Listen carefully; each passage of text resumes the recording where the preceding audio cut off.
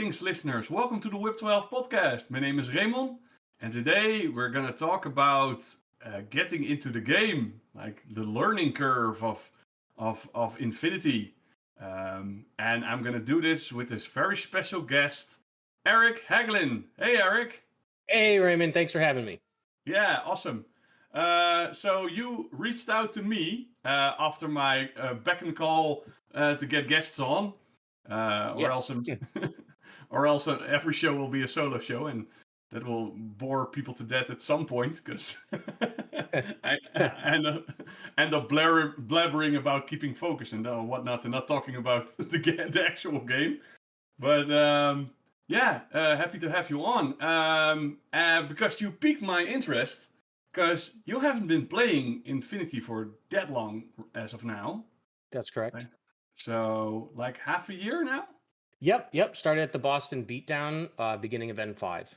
Yeah, and how many games did you play in that amount of time? Like 10? I'm in that time period from Boston Beatdown to now, I'm around 75 games. 75 games. Yes, sir. 6 months. Yes, sir. I try to get in around 3 to 5 games a week, and yeah, I absolutely enjoy it. Yeah, and still at that pace? Yep. I'm in the currently in the IGL, the ITS version.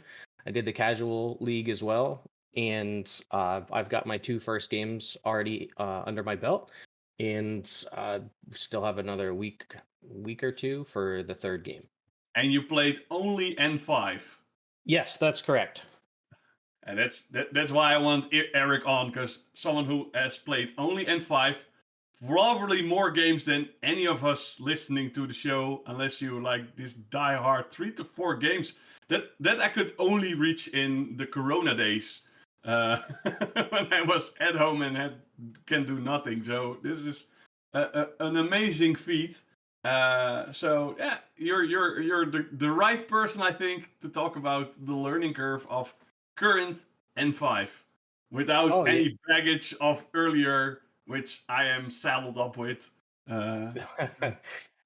Yeah, that's one of the common things that I run into playing with people online. I play with people all around the world. I do the looking for game in the IGL chat on Discord.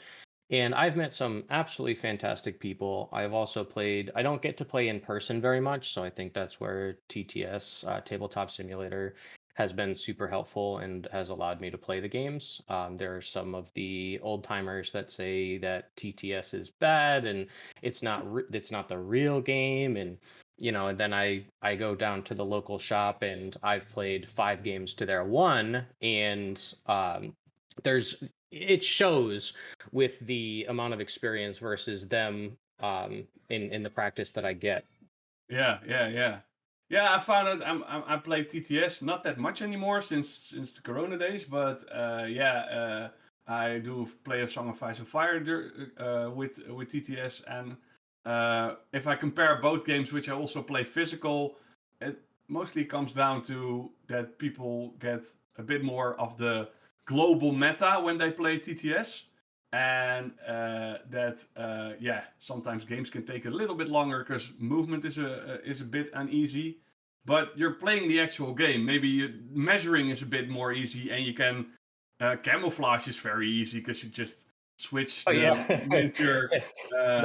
Number 2, heading to camo. It's so much easier, and for me, as far as like a learning tool, being able to hover over the unit and see their stats is fantastic, because I don't know what the models are. So when they're on the table and I'm playing in person, I've got a unit that I'm like, I have no idea what that is. Could you pass me your sheet? And that works for the ITS stuff, but the Thursday night league, they don't bring sheets with them to tell me what the units are. So I kind of have to try to remember what everything is on the table. So I love TTS for that. Yeah, for sure. It's just a handy information. That makes it far easier to get in. Well, because there are so many profiles.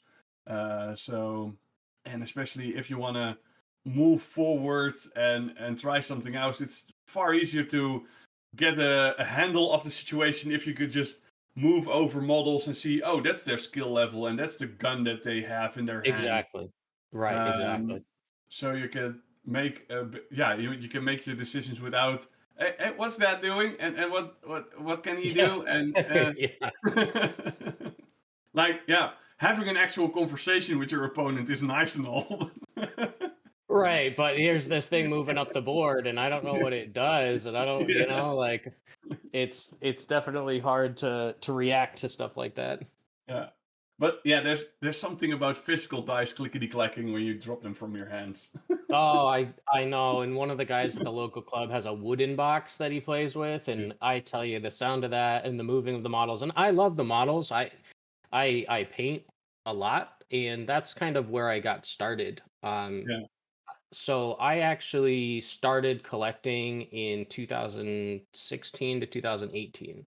All right. And I tried to get into the game. I just had access to Reddit, and I had the Army app, and I had the rule book, and I had my twins were born around that time period. So it was a lot of that, like sitting around watching babies time, where I didn't want to scroll on social media. I wanted to learn something, learn a new skill, and Infinity was that skill. My cousin plays Warhammer and tried to get me into Warhammer, and I just wasn't that interested in it. But while I was looking through that and he was showing me his painted models and giving me some painting tips, I was like, this game looks really cool. Infinity, I'm going to give that a try.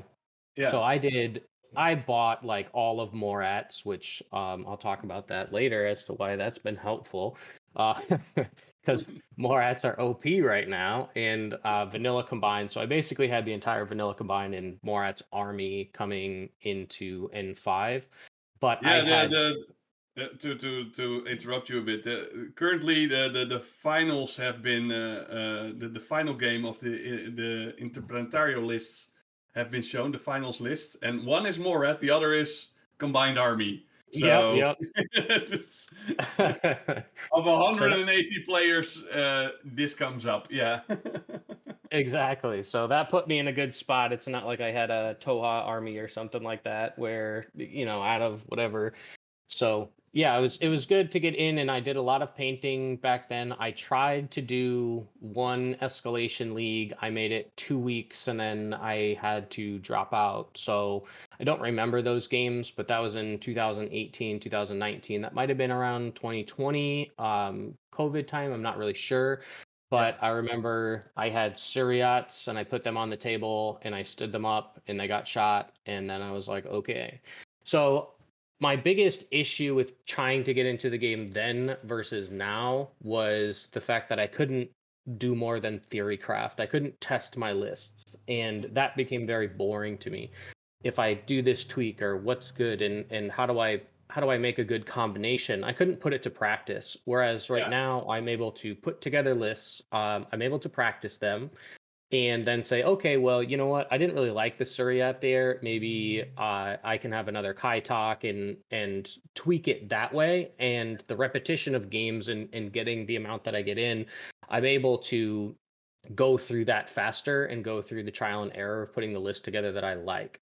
Yeah, And that's something I haven't I have realized uh, uh, just recently, because mostly I'm about you buy models to get a game together or get a group of friends together and play that game and enjoy it and paint it, but that's not the case for a big group of hobbyists in Warhammer, but also in Infinity that that people are at home gathering armies but not really playing, just fantasizing about that game they can have in future, right. um, which is not that bad because I think at that stage you get like 80 to 90% of the hobby down because getting the models, putting the models together, painting them, putting lists together, you got something starting. The only thing you need now is a game, which is the end stop, but not So, because my current hobby shop always sells a lot of Infinity models. They have it on stock, so I presumed that I should get players from that because I left my phone number at the local game store so they could call me up if they want to have a game. But they're just people around to just gather armies and never play. Yeah. Yeah, and that was my experience where I really Yeah, struggled to find a place, to find a group back then. yeah, And getting into it at the Boston Beatdown, my cousin was there for the Age of Sigmar, and he had a hotel room, and he was like, you know what, just come on up. I haven't seen you in a while. Like, just hang out and we'll drink beers. I was like, hey, that's cool. Let me see if there's anything going on, like painting classes or something. I'd like to come up there and see it because I'm not too far from Boston. yeah. And I saw Infinity was on there, and I was like, you know what? I've got all these models in a box. Let's see what I could put together. So I put together this janky anathematic list and headed to Boston, and just no expectations, whatever. I'm just happy to be there. Yeah. And that's kind of like the mentality that I have today is I'm just happy to be here. But I I went there, and my first opponent was Cyber Junk in the Trunk. Yeah. And this guy absolutely wiped the floor because I stood my models up. He absolutely wrecked me. He is now, I believe, a war core or is pending war core if that registration works out. But he's a tournament organizer up in New Hampshire, and he then helped me throughout the rest of the tournament. He said, Anathematic's really good at hacking. You should try that. I was like, I don't really know what hacking is. So then he goes, so in I'm between just games, shooting with this dude. What are you talking about? I just love the model, Yeah. like it's so cool. And so he's like, you should do that. He's like, you also brought Cheskin, like that's a strong model. You should use it like this. And I was like, oh, okay, cool. I didn't really know. Oh, it can eat things and power up. Like that's really cool. So he coached me in between all of it. And then he gave me the Discord. And I tell you, that was like the turning point that I didn't have before. Was all of a sudden I'm now in this community of the IGL and the different sectorial chats that exist on Discord, which was way better than Reddit and felt a lot more personable. Yeah. So I was able to then start like, here's my list, like what about this, what about that? There's a lot of theory crafting going on, but it felt like I had actually joined a community, which I hadn't had Yeah. before. And then he goes, you should try Tabletop Simulator. I'll run you through a game. So we ran through a game. It was very clunky in the beginning, but that was my first game, and then have played 70 plus games since then on Tabletop Simulator. So it was that part of it where like I didn't have that before, and now I have it now where I can theory craft, I can test lists, I can meet people, which was great. I have met some absolutely fantastic people playing on the ITS that then kind of work into the regular rotation. Yeah. So the LFG, so looking for game in there, is slow sometimes. Sometimes it's a couple days, you don't get anything, and sometimes you get a bite within an hour. But I have a combination of people that I've met in person plus people that I've met in line that I Yeah. rotate through. My primary like opponents that I play against would be Nighthawk and Servant of Fantasy, who are both in the IGL right now, and they beat me up pretty good. A lot of the times, Nighthawk did well at Adepticon. He's doing pretty well in the current IGL, and so is Servant of Fantasy. So like playing against those guys who are very good at the game and have the same drive and have the same level of competition. Every practice game that we play is practice for a tournament, so it is no hold back. We're going to be doing going as hard as we can against each other, and I think that's what makes it really good, because if you were to play against somebody who was like, hey, I want to play a casual game, and you're like, well, I'm practicing for a tournament, so I'm going to bring my tournament list, then it makes for a really bad game where one person's trying too hard. So the people that I play against are top tier in their levels. Yeah. Yeah. Currently, I've not. I've considered jumping into the IGL, but I was a bit worried that if I would be set up against someone who has a big time difference with me, that I couldn't easily play a game with the little one. Currently, I have jumped in onto Song of Ice and Fire TTS tournament, but that's like Europe, so I could say, hey, an evening I can play. So, but yeah, like looking for groups, yeah, you have to the fishing. That's the thing to have someone I can see like, oh, the baby sleeps and we have like 2-3 hours to kill. Is there someone Yes. online? Hello?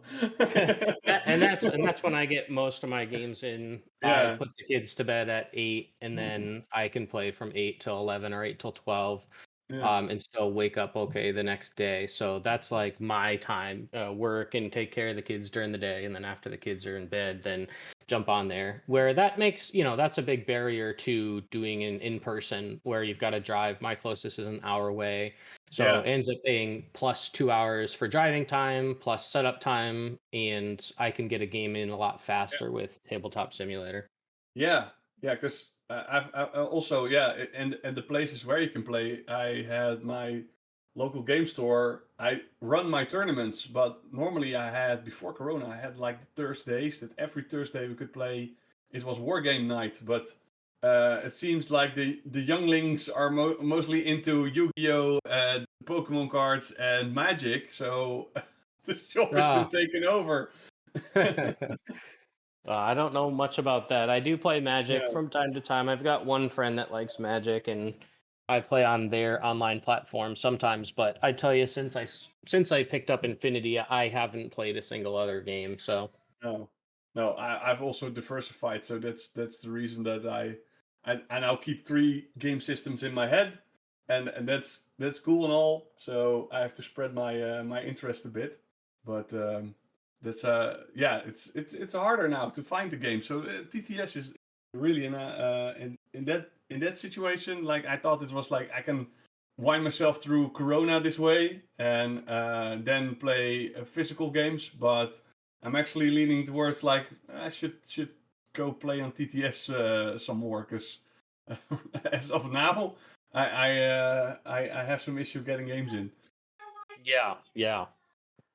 And I tell you, it makes a huge difference because I play with the local guys, and they're all old schoolers. So they're from the N2 N3 days, which I don't know anything about, but their lists are very old school versus the N5 list. So my meta is the world, and I play against people who bring just top tier tournament lists. So going to play against one of those guys, it's always two long range arrows in the back, some camo field stuff in the middle, and motorcycles. And that's like how they play. It's very, no hacking, no pitching.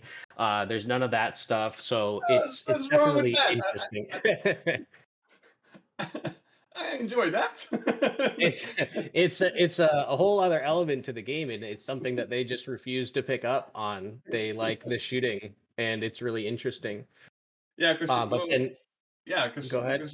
because what's your take? Like you learned purely in N5. Hmm. What's your take on what a general list should go by? Hmm. Like Well, if you break that comparing like mold. the previous list to the new lists now that are happening, um, it seems very standard of like I'm gonna have some camo, I'm gonna have some background, and I've got the range bands covered and stuff like that. The standard list that I've seen in N5 is going to have at least one pitcher. It's going to have a missile bot in there. It's basically a really good tool set. So the top level players I see bring just a great tool belt with the ability to handle any problem that gets thrown at them. And I absolutely love that stuff. Just being able to reach down and say, okay, I'm going to pull out this for that. And I think that the older players that, especially in my local club, they're not reaching for those things as often. They're reaching more for meta specific things in their own place. So a counter to a specific thing. Whereas when you're playing against the meta online, you kind of have to have an answer for everything because you don't know if you're going to be playing against a vanilla combined army with an anathematic, or you're going to be playing against something that doesn't have hacking at all. Right. Yeah. Yeah. Because and I think people have lost the scent a bit on the guided missile launcher. Because in N4 it was a pretty powerful tool.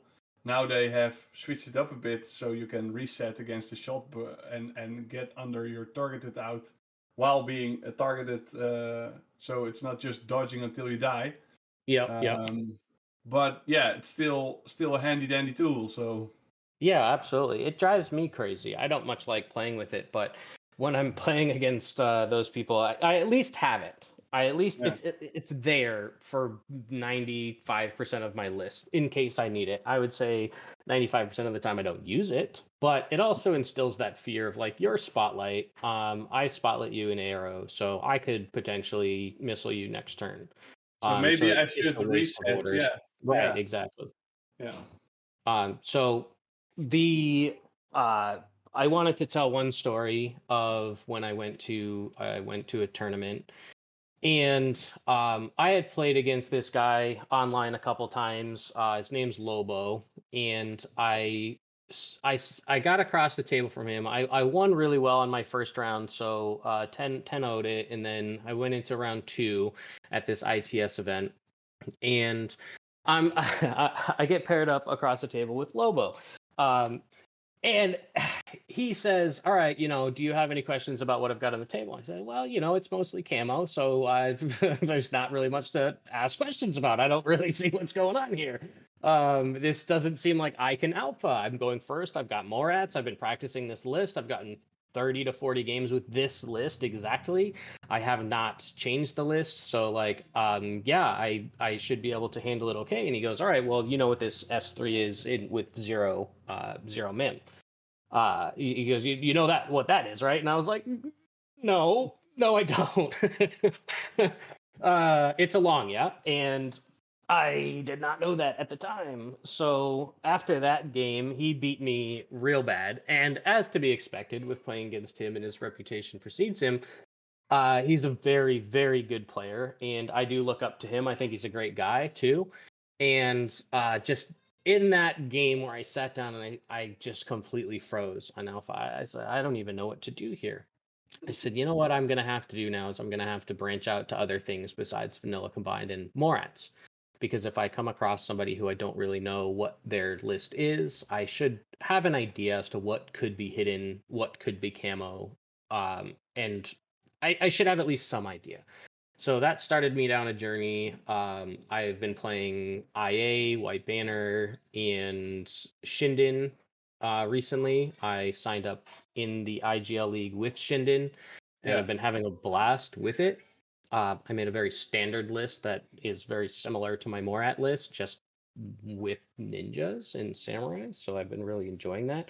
But I think that's the other learning curve of the game is one, understanding the rules in general. That took me probably 20 games just to get a grasp on it, and then yeah, another 20 games to get faster with it. Instead of having to check back at the rule book, check back at the PDF to say what does this interaction look like. I still have some weird interactions, but yeah, the learning curve that happens with that was quite extensive. And then after you've understood your army and after you've understood the rules, then you need more games to understand other armies and other things and what your opponent's going to do. And there are so many variables in this game that I absolutely love. I think that's like the itch that this game scratches for me so much is that the yeah, problem solution is there's like an infinite amount of variables because you may be playing against somebody who's playing vanilla combined, but they may play it completely differently than somebody else who plays vanilla combined. You may run into a Sphinx list where you've got this hidden monster with Mim 6 and you forgot to bring MSV2 to counter it, and it just completely wrecks your table. yeah, yeah, So yeah, so it's good to understand all of those things, and that's kind of where I am right now in my learning curve is trying to understand the other armies. When does Haktau come out? When does a Swiss Guard reveal? And what are the potential, like, it's hard for me to know the points cost and stuff. Like, a lot of times I could say, there's a big hole in your list. And having an idea as to what that might be, I think has been super helpful in recent games.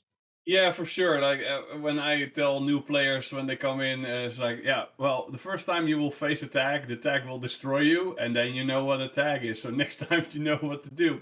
Right, When right. first I'm a parachutist or a big hacking network, there's just these elements that you just need to face and probably will be faced down by. But from that point on, it's like, oh right, I can either put that myself in my toolbox because Some armies have it, some don't, some in a larger degree. But or yeah, you know how to face it. Yeah, yeah. So how did eh, you told about Warhammer, but you never got into Warhammer? Yep. Um, uh, how do you think your the learning curve of Infinity compares to other games that you have played in the past? Well, with the Warhammer stuff, that was a lot of painting. I bought things to paint and then I sold them, and I really enjoyed the painting aspect of it. I prefer metal over anything else. I absolutely love the metal miniatures, and the plastic was like, meh, it's okay.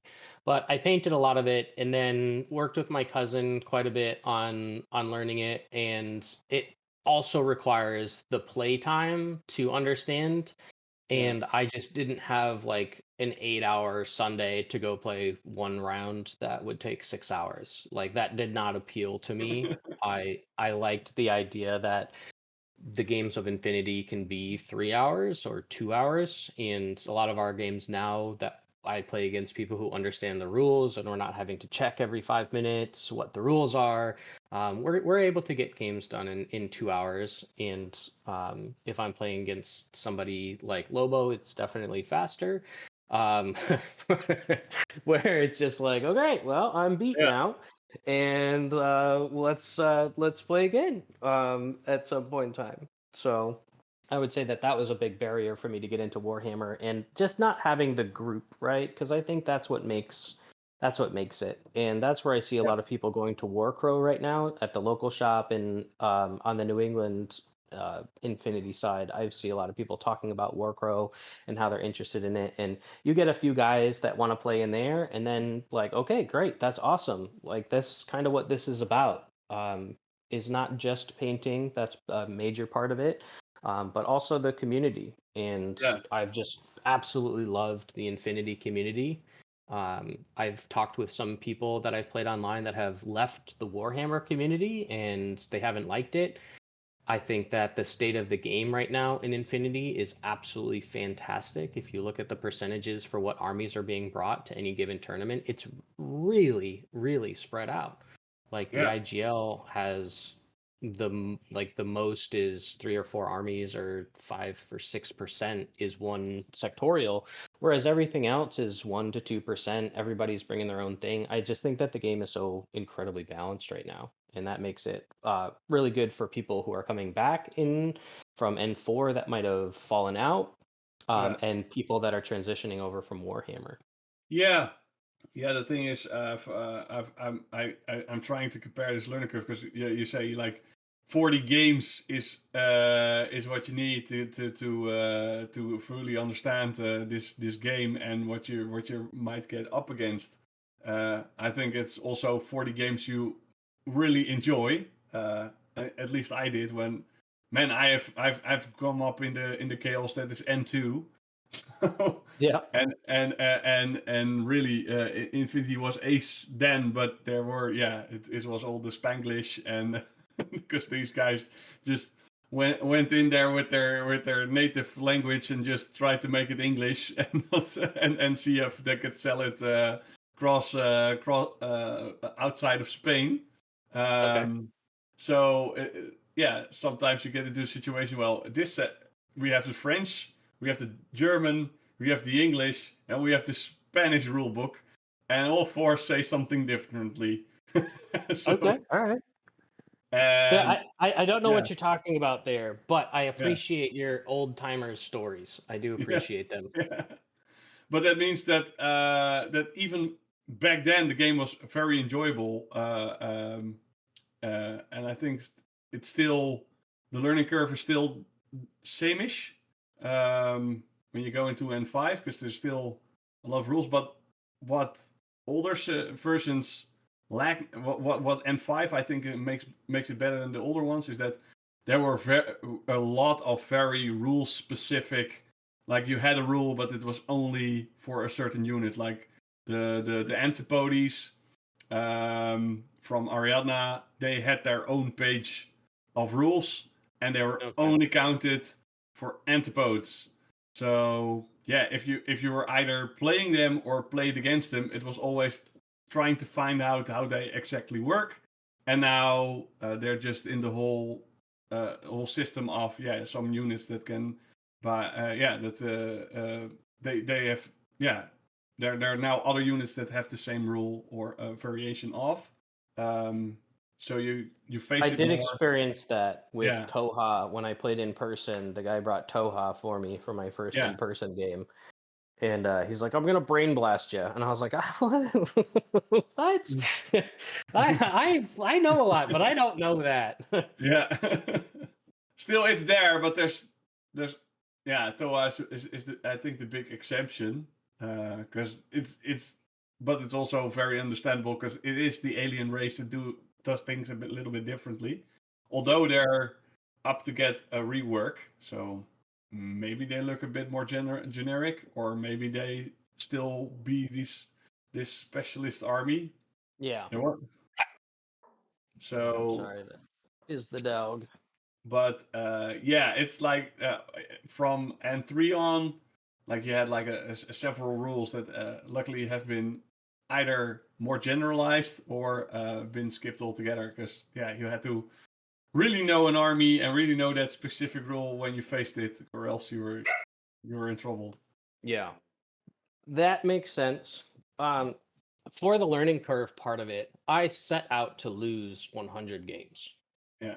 That was my goal. And I am well on my way to that.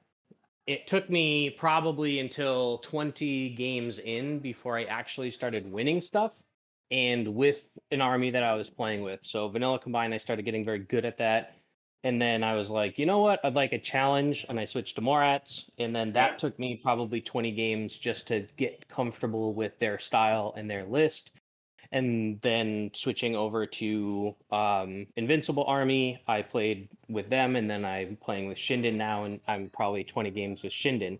But I play with people online that get tilted very easily, and I think that's very counter to how you should be playing any of these types of games, Yeah. especially ones with very high learning curves. So my goal of setting out to lose 100 games is very counter to what people talk about and try for. They're like, well, the game's about winning. Well, yes, that is the ultimate goal of the game, but like I've said before, I'm just happy to be here. And with the expectation of losing and going in to learn, because every time you play against somebody who's really good, and I crave those games against people who are really good. Like I love to play against Lobo. I love to play against Diablo.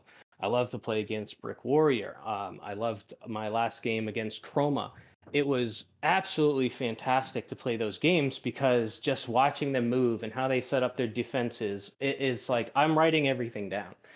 Every game that I play, I'm learning that much more and that much more experience that you don't get reading out of a rule book. Yeah. You can get some of that reading, watching the YouTube videos, the bat reps. I absolutely love those.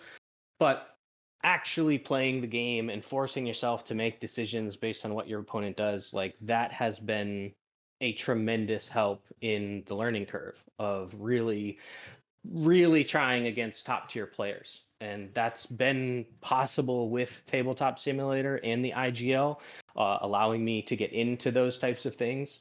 And it's been really good. And I haven't been frustrated. I don't get frustrated when I get alphaed really hard. There are some times, especially with my Morat list, where I was really practicing and I was really trying hard and I was really wanting to win. And I got to that point where I was like, don't forget, this is a dice game, and where I'm just happy to be here. And Yeah. so just taking that step back and taking a breath, and it's like, all right, then the games become more enjoyable too, where you're not arguing over where you're moving and what you're doing. Um, Yeah. it just makes for a really pleasant experience, and that's why I'm able to play so many games, and that's why I like to play so many games is because every game is enjoyable to me, whether I'm getting my teeth kicked in or whether I pulled off a cool move or one of the games I was just running around with a Kronted trying to subsidize people. Yeah. Yeah, it's like the game is about winning, but someone will lose the game, and Mhm. if you only enjoy the game like 50% of the time because you or if you're then what's the reason for playing? Uh, Right. And yeah, like yeah, but what do you say to people where you say, well, yeah, you're gonna learn this game, you're gonna try this game, but you're gonna lose all your games for the foreseeable future. Uh, Uh, yeah, that's is, really hard. is that a selling pitch? It's not. It's a terrible sell. And I try to pick up some of the new person looking for games at least once a month, and in the IGL chat. So people will post in there saying, I'm new, I'm looking for a game. And my first thing is always do the newbie escalation league, because that one in the IGL is fantastic. You're starting at 150 points, you get a lot of really patient people. The mods are in there playing with some of the newer players, so you can really get up to speed really fast. But when I play against those people, it's often like I can't do it more than once a month because it is so time consuming and it requires so much patience on my part to not just completely blow them out of the water. Um, but when I talk to them, it's like I do explain that stuff. I do explain the learning curves. I do explain the levels, because I think that there's a ton of different levels in Infinity. The top table level is completely different than your Thursday night games. Yeah, And playing in the IGL is a totally different level than playing in an in-person ITS event. Because of the in-person ITS event, yeah, you've got different metas that are combining, but you don't have the entire world that's combining. yeah, So the pitch is more like have fun. This is a dice game. Enjoy your models. Use tabletop simulator so you don't buy every single army. Go test your armies first. Go theory craft. Put it to work. Tweak. You're gonna lose some, and that's okay. But at the end of the day, you're going to have much better skill levels. You're going to enjoy playing the game more. Um, and the games that really force you to think and uh, at an opponent with the same skill level, I think are just like the best games ever. Like they're so good, where it's one player's choice that determines everything. Like I'm gonna move left instead of right, and yeah, like then a dice roll, I crit, you didn't crit. It's like wow, it's crazy. yeah. So I get really pumped for it, and I try to get new people. I try not to smash them when they first get started, but I also let them know that like that's a thing, and when you play competitively, that's the thing. You just kind of have to expect it, but learn from it and enjoy that aspect. Yeah, yeah. I've always said to my said that I can be beat by everybody, but I can also win from everybody because I know that that there's a little chaos goblin in the back of my mind that just want to see the fireworks go boom, Yeah. and and so I sometimes pull out something that can either be a grand disaster that will throw away my whole army, or be fantastic. Um, so Yeah. I'm not, Those are high risk, high reward plays. I love yeah, them. I'm I'm I'm not that calculated like some of the top players that are out there.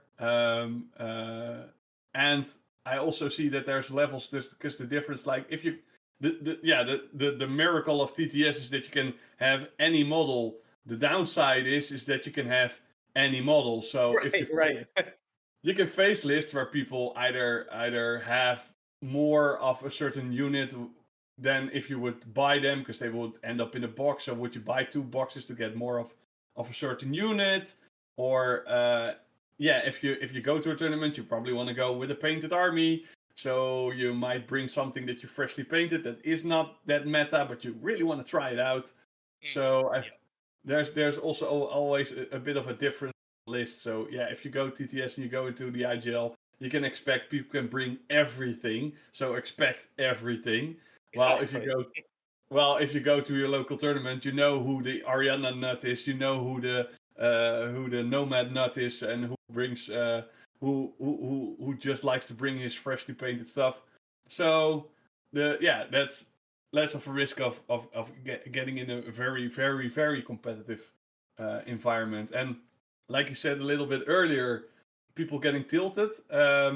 I think that's a bit of an issue of TTS per se, not less so when you play in physical, because I think people have less of a of a constraint when they are up against strangers while being behind their PC and not being in someone face to face in the same room. And you can either say to yourself, "Well, I'm behind my computer. I'm losing this game. I know I can.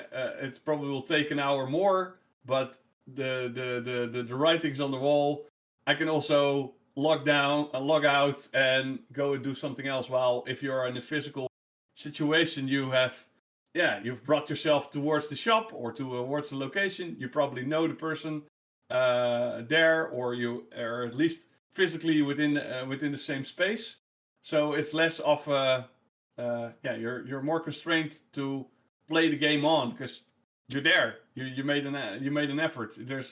I think that's the downside of playing through a computer with someone you're not face to face with. I would completely agree with you. Yeah. And on Tabletop Simulator, I will tell you from experience, I have had no bad experiences. Yeah. I have not played a single person that ended in either one of us wanting to flip the table, which is a thing you can do in Tabletop Simulator. You can flip the literally. table. Nobody's done that. I have heard stories, however, and the people who get tilted that I play against are people that I play against regularly. So I'm able to say, hey, do you want to re-rack it and start over? Or like, hey, just so you know, I'm noticing that you're getting tilted right now. And bringing them back down to, hey, this is a game. And but I've heard horror stories. I wouldn't say horror. It's not horrific. It's just bad play experience where they're playing against somebody in a different time zone in a different area who brings a meta specific list that is completely countered, and like right off the bat, it's going to be a bad game. And then there's also the people, and not to knock on any of you old timers starting in the N2, N3 area, but where they force like the rules that are not N5. And a lot of times I have to then use the chat, which is like a live TO that somebody's there 24/7. Shout out to all those guys. They're fantastic. So the quick questions chat is a valuable resource of, hey, we're arguing over a rule. I can clearly read that it says this, and they are clearly reading it in another way. Let's ask the chat. And we do, and it gets resolved probably within 5 minutes. I haven't had any question sit longer than 5 minutes. But I think it's with the older rules mixing with the newer rules. I have this idea of how Berserk works, and I'm just going to Berserk you. It's like, well, no, I get to oppose that now. And you're berserking into a martial arts level 4 CC. Like you don't like you berserk into my Hatamoto. You're not going to live through that, and you don't get a free shot. And I don't know what rule that is, but that's not the rule. And I only know N5 rules, so I'm pretty confident that I'm gonna be able to face you with this berserk. Yeah. We get that with I played in person. I was playing against Andromeda. He put it infiltrated at the top of a 3-story building in the middle of the map prone. And every time I walked by, he would do guard.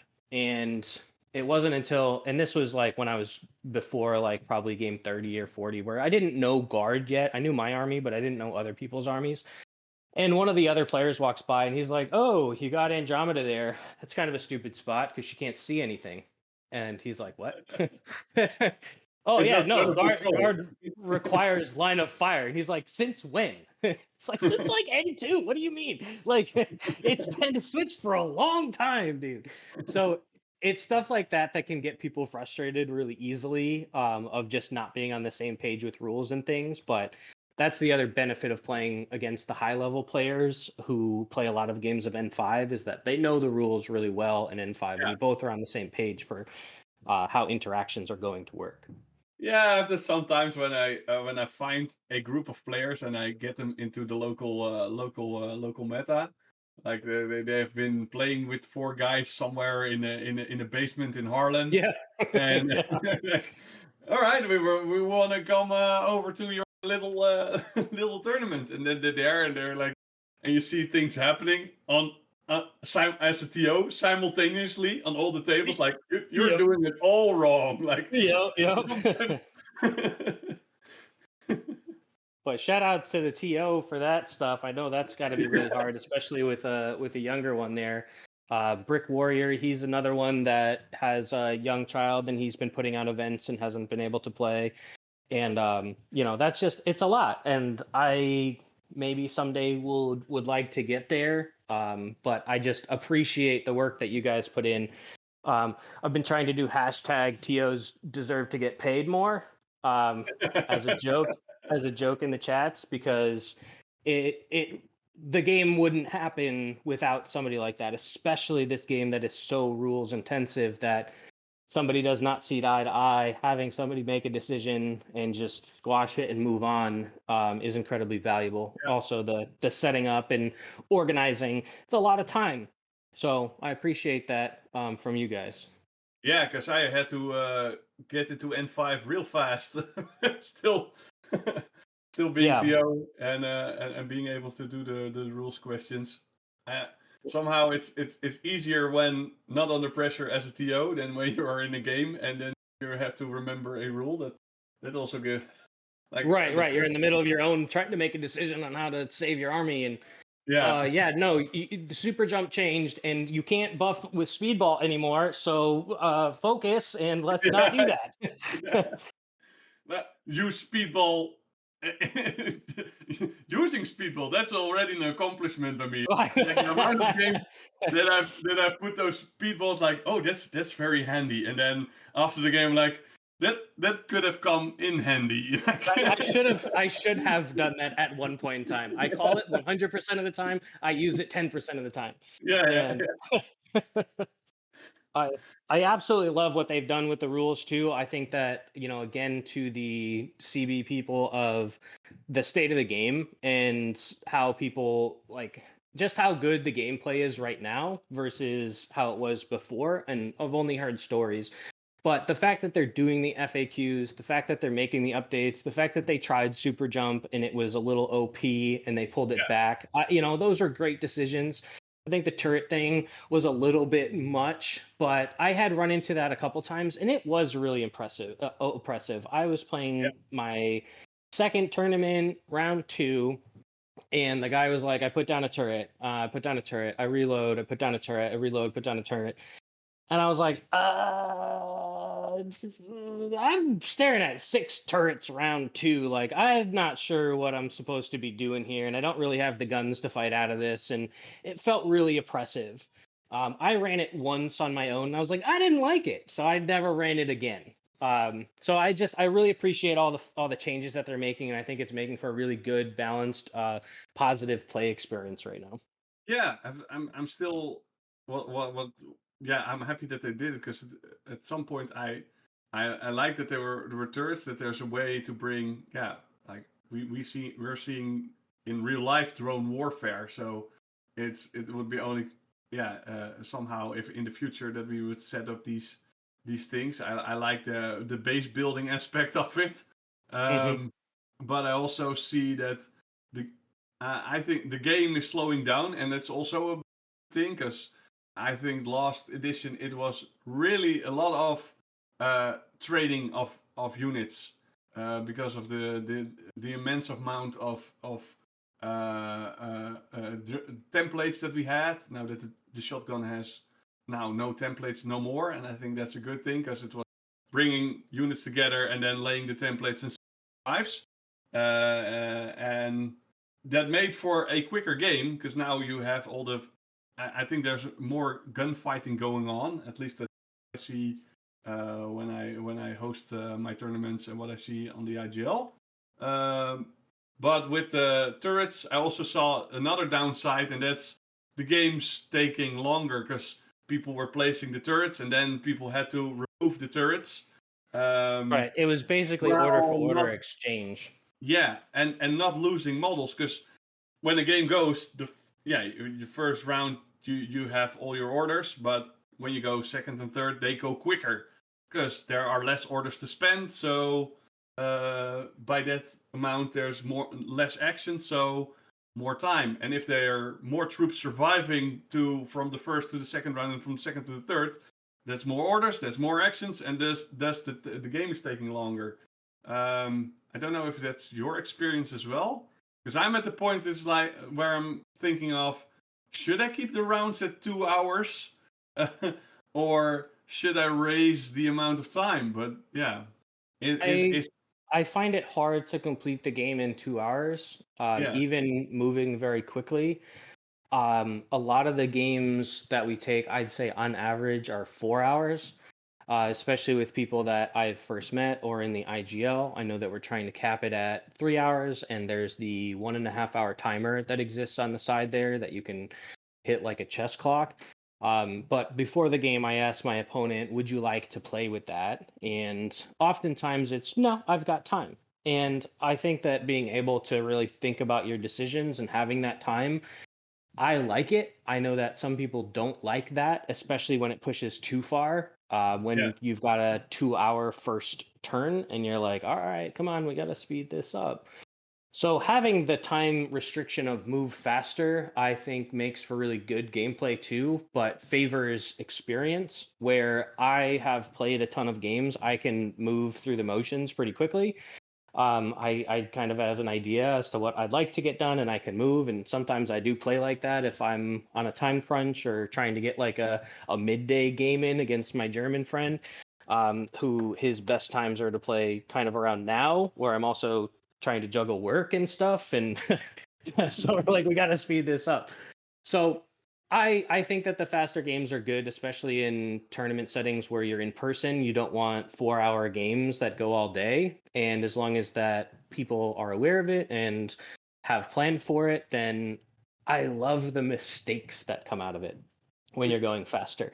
Because like, okay, I'm moving a little too quick. I missed this thing. And playing against really high level people, they don't make mistakes, right? They like it's I placed this guy here. I know where your arrows are. For me, I was playing in my first round. I said, okay, I'm gonna move this. I drop a killer hacker in. I'm gonna go boop a button, and as I do that, I'm gonna hack your guy. So it was efficiency of move. What I missed and the mistake that I made is that he had a repeater down and had a repeater down in a way that a warband could have taken care of it very easily. But instead, I moved my hacker over to do the killer hacking into a repeater and against my repeater. So now he's on flat 16 instead of going through my repeater. He's going through his repeater. I'm going through my repeater. And it was just that, like, if I was moving a little bit slower, I would have seen, okay, there is a repeater there. Take care of that first, then do the thing with the killer hacker. Um, but those mistakes, I think, are a great part of the game too, because when you're playing with high optimization and nobody's making mistakes at yeah. all, it I don't want to say it's boring. It's just it is very competitive and very hard to beat somebody who doesn't make a mistake. So I think that the crunch time allows for a little bit more of that, and I do appreciate it. Yeah. I've with the time constraint, I made the mistake of I need to clear a street. I need to clear this street, and I was already out of orders. I only had one order, so I wasn't moving through that street. And there was a unit that I wounded, but it was dogged. So I thought, well, I got one order. I can spend my lieutenant order to clear that street. So I move with my lieutenant, and he shoots me with a critical, and my my veteran Cossack drops. And it's like, Yeah, I didn't need to play that lieutenant I order. didn't need to do that. I didn't I need didn't. to spend that order. I know. He would have died easily. I would have. My objective was made, and now I'm in loss of lieutenant. Great. Yeah, yeah. That is a rough that's a rough mistake for sure. Yeah. Luckily, I've got my revenge against the Dirk. He's a local player, and he made a mistake against. He had isolated my avatar. So and the avatar was high up, so it had the field of view to shoot everyone and everything. But yeah, he was isolated, so that meant that he could at least fire, but not be lieutenant by the next round, and then I would have had issues. Yeah, So, yeah. but he wanted to, but in the whole exchange to get me hacked, he had a flashbot who was the repeater, and I shot that flashbot, so it was unconscious at that moment. So he decided, well, if I send a robot to repair it, then I can have the repeater on the avatar, and I can do more stuff on top of that. Forgetting that, that I could see the little bot move, so I Yeah, could, and you're resetting on eights at that point, yeah, which is resetting on nicely. 8.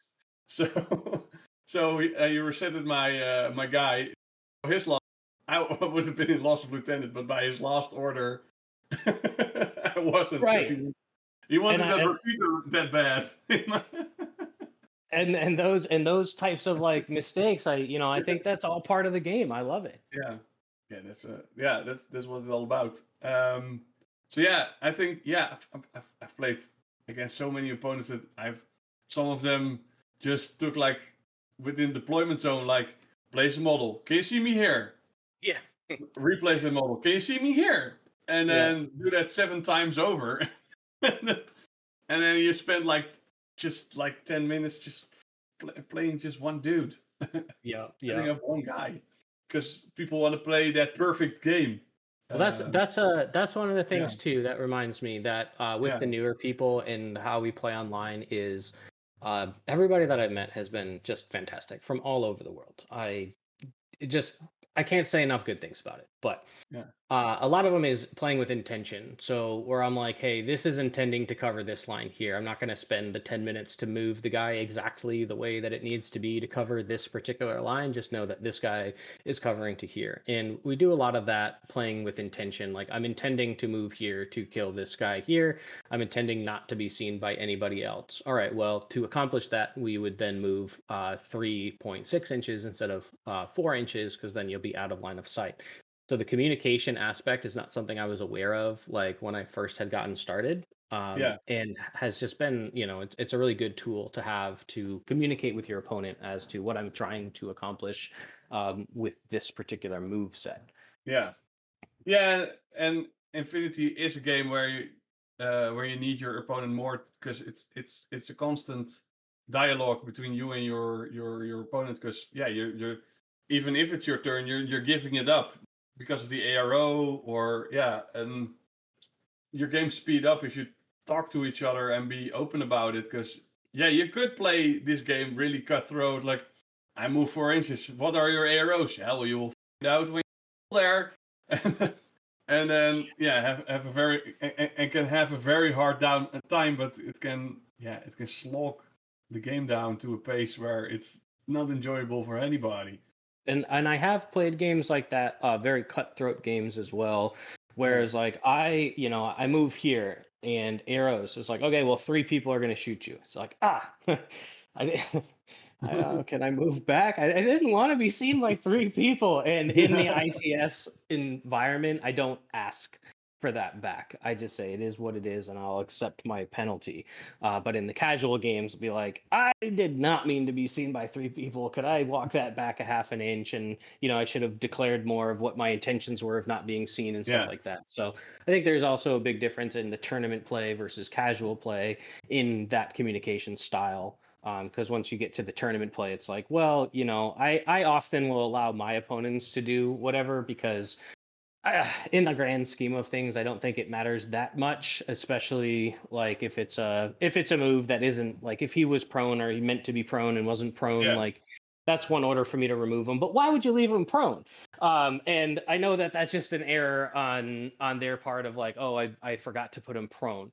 So I often will allow that, like, okay, yeah, go ahead and put that guy prone. It's not a big deal. And I do get that a lot from opponents as well, even in the ITS setting where they can be very forgiving. So yeah, there's definitely a balance and different styles of play, and I enjoy all of them. yeah.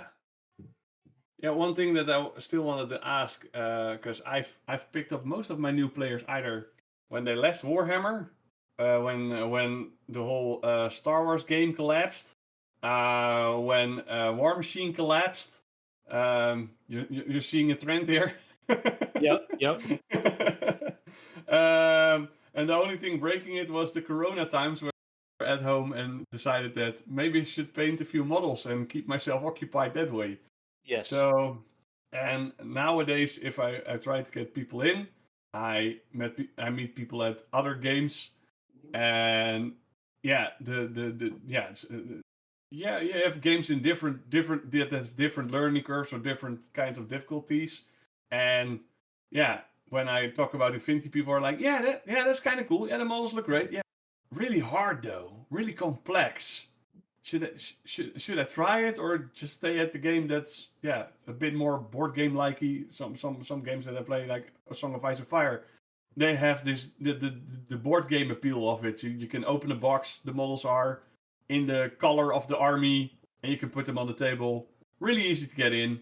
Um, Same goes for Moonstone that I play. Also really easy to get in. And then you look at Infinity, and you're like, wow, this is kind of complex. How do you sell those people on it? I let them know it's incredibly complex, Yeah, and for a certain type of person, which I am that type of person, and the people that I play with are those types of people. Um, we absolutely love it, and the complexity is the draw. But it is a certain type of person, and I'm sure you know that, yeah, because I've seen people, and right now there's a ton of like lots for sale. Tried to get into Infinity, bought a bunch of models because they're cool, but never got around to really playing it, and it's definitely a niche game when it comes to that stuff, but the people who like it love it. And that's what I really enjoy about playing with these other people who love it as much as I do. It just makes the games that much better because when you're playing against somebody who's like, I don't really know what they're doing and I don't know what I'm doing and I just want to win, I just want to shoot you, it's like, it's not really a good game. But when you're playing on level 3 of like mind games of where this guy is going to move, like that's when it gets really good. yeah. Do you like puzzles? This is a Yes, puzzle game. this is a puzzle, and I say that to my opponents. I say, "Okay, I've left you a puzzle. Gonna pass it over to you. How are you gonna solve it? What are you Yeah, gonna do about this arrow piece? What are you gonna do about this camo marker that's definitely not a mine? How are you gonna get to the objectives? Your move." And I love it. yeah, yeah, for sure. Yeah, that's something that piques me that piqued my interest. It's does it feel cinematic? Because that's always what I try to sell people on. But that's what N2 started out with. But N5, do you think it's still a cinematic game? I play it as an RPG. So, Yeah, Rindak getting Climbing Plus back, or, had Climbing Plus, but the changes to Climbing Plus, I wasn't using it before, and they're like, yeah, no, you can like wall run and stuff. I was like, I can wall run? Okay, I'm gonna do that. So I'm like, all right, I run up this wall, I come around the corner, and I Vulcan shotgun your salamander, or whatever that thing was, that tag was. And like I'm viewing it as an RPG of like I've got to get this mission, I've got to save these HVTs, I'm gonna be moving over here. And I know not a lot of people play it like that, but it's definitely thematic for me. And I definitely think that it plays like that. I think that when you're doing the objective based missions, there's a few of them that's like it favors to kill your opponent turn 1, round 1, for them to not be able to do the objectives. But there's other ones that like going second's better, and doing the missions like highly classified. You kind of have to focus on those things. You can't just destroy your opponent and expect to win the game. yeah, So in that regard, like I like to switch up the missions, play all different types of missions so that it's not just me bashing somebody or somebody else bashing me, because I think that moves away from the thematic point of view. Whereas when you're playing the missions, it can be very thematic. yeah. I think it needs to be about the objective play to keep this game interesting. That's why I'm hammering on the quality of the ITS editions that they bring. Hmm. Um, but also, yeah, I think one move has sold me on the whole game mechanics. In the early days that I had a Jan Bazan and he was on a balcony. It was a pretty long balcony, so he could move his full 4 inches across it and then see 3 different targets while crossing it. And then it was like, okay, I see these 3 targets while I run across this balcony and I can Hmm. fire at everyone. And then first one was successful, second one was successful, 2 guys died, the third one was that successful. He critted me, but then I could regenerate and come back up again. It was like, all right, this guy just running, eating a bullet, and then I'm okay. It's just All right, so you play like I play. All right, that's why I've been playing with the Hatamoto and the Nano Shield recently. Is that just run and gun and shoot and spin around, and I yeah, absolutely love it. Yeah, that's sometimes when the more professional players they say, "Well, why split your fire? Just go around the corner and fire at one because your chances are higher." And I'm like, no, that feels like playing the game wrong. You should split your fire. You should take on the whole world. It's just Yeah, my guy's holding his benefiting. gun sideways right now. Yeah. He's gonna be splitting his fire. Is there anything you find that you didn't cover yet? No, I think I got out the stuff that I wanted to get out. The TTS just being incredibly valuable. I had a Yeah. note to make sure that I said that the 10 years. It's been 10 years since that guard change. Shout